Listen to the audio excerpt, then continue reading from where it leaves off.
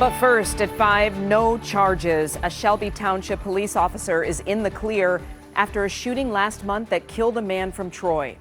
It all began when the officer pulled the man over for a traffic violation, and the man, who was armed, decided to run. Thank you for joining us for 7 News Detroit at 5. I'm Glenda Lewis.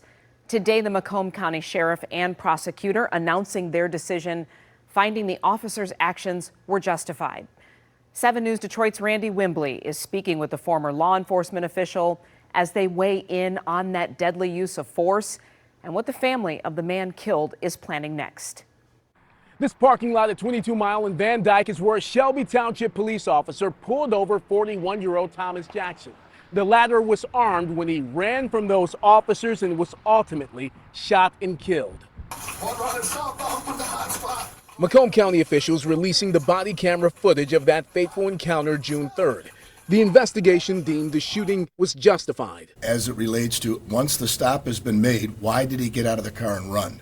Also, once there's a gun involved, there's a lethal duty at that point there to protect not only all others that are around, but also the officers themselves.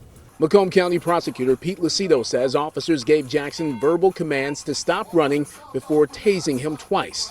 The taser ineffective. Jackson can be seen with the handgun during the foot pursuit and appears to stumble when he is ordered to drop the gun. The officer fires the first of 8 rounds immediately after.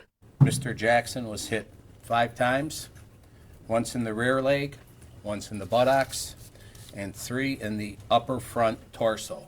I reached out to Jackson's family for comment. They declined an on-camera interview at the behest of their attorneys. They're planning legal action against Shelby Township. They do not believe this shooting was warranted.